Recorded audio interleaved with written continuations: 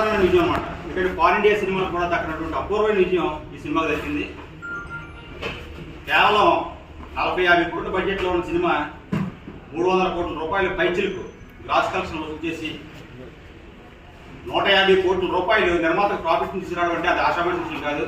అది ఏ చిత్రానికి కూడా దక్కనే అపూర్వమైనటువంటి విజయాన్ని మా విక్టరీ వెంకటేష్ గారు సాధించడం మాకందరికీ కూడా చాలా ఆనందంగా ఉంది. వెంకటేష్ గారికి సక్సెస్ కొత్త కాదు. కాకపోతే ఈ మధ్యకాలంలో ఒక టైప్ ఆఫ్ సినిమాలతో ఇండస్ట్రీ వెళ్తుంది.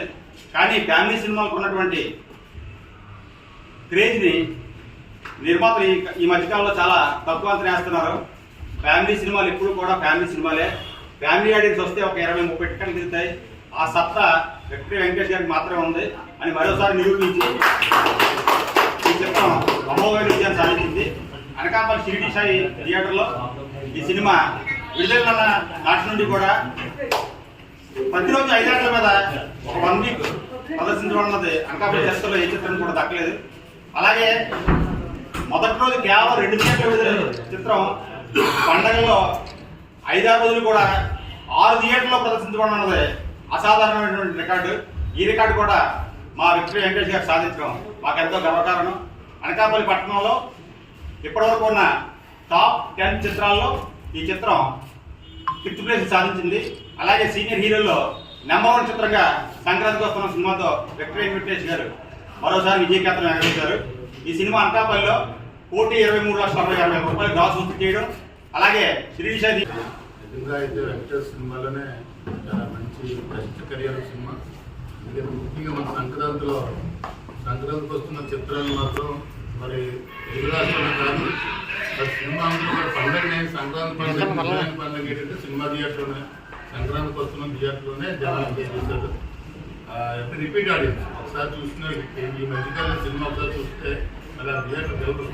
కానీ ఖచ్చితంగా మొదటి సినిమా చూసిన వ్యక్తి ఫ్యామిలీతో పిల్లలు తీసుకొని రెండోసారి కూడా సంక్రాంతికి వస్తున్న సినిమా చూసి అది వెంకటేష్ గారు తాలూకా పాత్ర అంటే ఎంత అద్భుతంగా సాంగ్స్ కానీ లేదా హీరోయిన్స్ కానీ చాలా మంచి స్క్రీన్ ప్లే.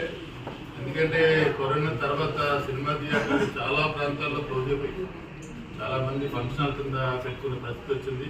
అంటే ఓటీటీ కలబడి పడిపోయి ఎవరు కూడా సినిమా థియేటర్కి రాలని రోజుల్లో మరి మంచి బూస్ట్ ఇచ్చింది సినిమా. సంక్రాంతికి వస్తున్నా ఉంది, మళ్ళీ థియేటర్కి లైఫ్ ఇచ్చింది.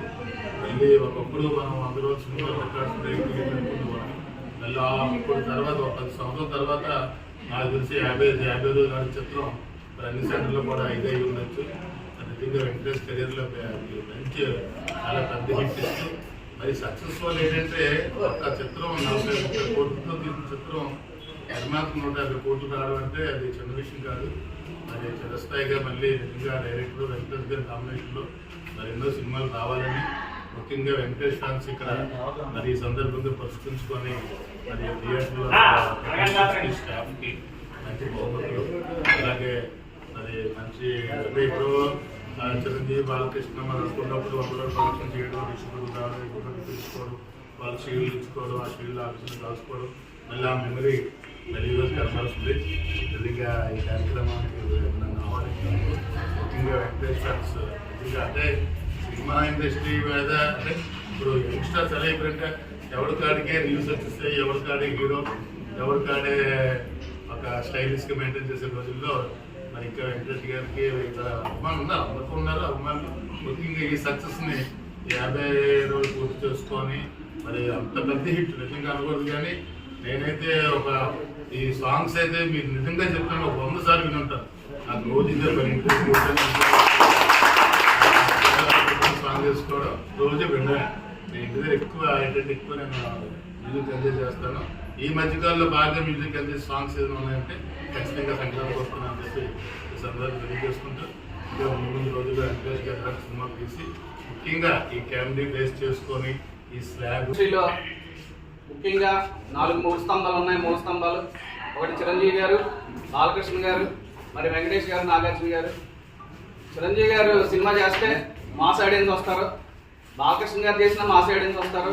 అదే నాగార్జున గారు చేస్తే కొద్దిగా లవర్స్ కానీ లవర్ బాయ్స్ కానీ అందరూ వస్తారు. అదే వెంకటేష్ గారు చేస్తే అన్ని రంగ ప్రేక్షకులు మాత్రం వెంకటేష్ గారు స్పెషల్. ఆయన ఏ ముహూర్తాన్ని ఆయనకి విక్టరీ అని బిరుదు పెట్టారో మరి ఆయన లైఫ్ లాంగ్ ప్రతి సినిమా విక్టరీ తోటి ఆయన చేస్తారు. ప్రతి సినిమా ఆయన విక్టరీ.